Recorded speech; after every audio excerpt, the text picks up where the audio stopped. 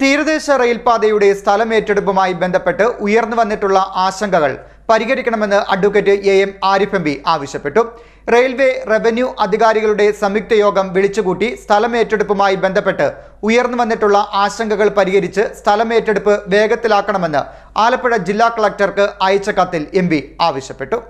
തീരദേശ റെയിൽപാതയുടെ സ്ഥലമേറ്റെടുപ്പുമായി ബന്ധപ്പെട്ട് ഉയർന്നിരിക്കുന്ന ആശങ്കകൾ പരിഹരിക്കണമെന്ന് അഡ്വക്കേറ്റ് AM ആരിഫ് MP ആവശ്യപ്പെട്ടു. ഏറ്റെടുക്കുന്ന സ്ഥലത്തിന്റെ മതിപ്പുവില നിർണ്ണയിക്കുന്നത് സംബന്ധിച്ച് അപാകതകൾ സംഭവിച്ചിട്ടുള്ളതിനാൽ സ്ഥലമുടമകൾക്ക് ന്യായമായ നഷ്ടപരിഹാരം ലഭിക്കുന്നില്ല എന്ന വ്യാപകമായ പരാതികൾ ഉയർന്നിട്ടുണ്ട്.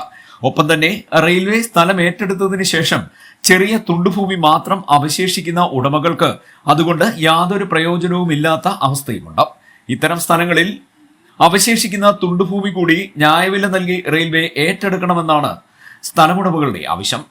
രണ്ടാം റെയിൽപാത നിലവിൽ വരുമ്പോൾ പലയിടങ്ങളിലും നിലവിലെ സഞ്ചാര സ്വാതന്ത്ര്യം തടസ്സപ്പെടുന്ന വിധം റോഡുകളും നടപ്പാതകളും ഇല്ലാതാകുന്ന അവസ്ഥയും സംജാതമാകുന്നുണ്ട്. ഇത് യാതൊരു കാരണവശാലും അംഗീകരിക്കാനാവില്ലെന്നും MP പറഞ്ഞു. ഈ സാഹചര്യത്തിൽ ഇതുമായി ബന്ധപ്പെട്ട റെയിൽവേ റവന്യൂ അധികൃതരുടെ സംയുക്ത യോഗം വിളിച്ചുകൂട്ടി സ്ഥലമേറ്റെടുപ്പുമായി ബന്ധപ്പെട്ട് ഉയർന്നിരിക്കുന്ന ആശങ്കകൾ പരിഹരിച്ച് സ്ഥലമേറ്റെടുപ്പ് വേഗത്തിലാക്കണമെന്നും ആലപ്പുഴ ജില്ലാ കളക്ടർക്ക് അയച്ച കത്തിൽ MP ആവശ്യപ്പെട്ടിട്ടുണ്ട്. CDNet news, Kayamkulam.